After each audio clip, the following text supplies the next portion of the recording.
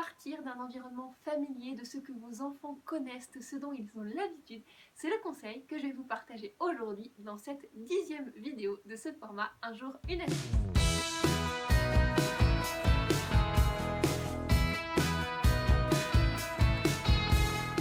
Hello hello, je suis Alice du blog Grandir en langue, bienvenue donc dans cette 10e vidéo déjà de ce format Un jour une astuce. Je suis heureuse de vous retrouver aujourd'hui pour vous donner un autre conseil un peu plus adressé aux enfants, mais vous allez voir, ça peut s'adresser aussi à des grands enfants et à des adultes parce que je crois qu'on a tous besoin de ça. Donc comme je vous le disais, le conseil que je vais vous donner aujourd'hui, c'est de toujours partir, en particulier avec des enfants, d'un environnement familier, de ce qu'ils connaissent, de ce qui les touche, de ce qui leur parle en fait, tout simplement. Donc ça va être en fait parler d'une situation qu'ils connaissent, de l'école s'ils vont à l'école, de la famille, de s'ils aiment les animaux, de leurs animaux, partir également d'images qu'ils connaissent, par exemple s'ils ont un puzzle, un jeu qu'ils aiment beaucoup, partir de ce puzzle, partir de ce jeu pour leur donner des mots dans la langue étrangère, pour leur proposer un jeu dans la langue étrangère.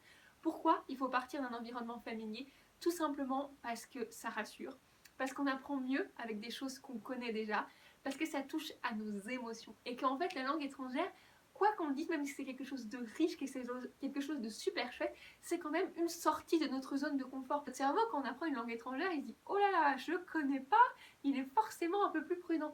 Donc le raccrocher à des choses qui se connaissent, il dit ok, alors la langue étrangère, en fait, je peux l'apprendre avec des choses que je connais. Oh, j'adore les animaux et ça, je peux les voir dans la langue étrangère. En fait, ce que je dis à mes copains, ce que je dis à ma maîtresse, ce que je dis à ma maman, à mon papa, et ben en fait, je peux le dire dans la langue étrangère. Donc en fait, ça reste quelque chose que je connais.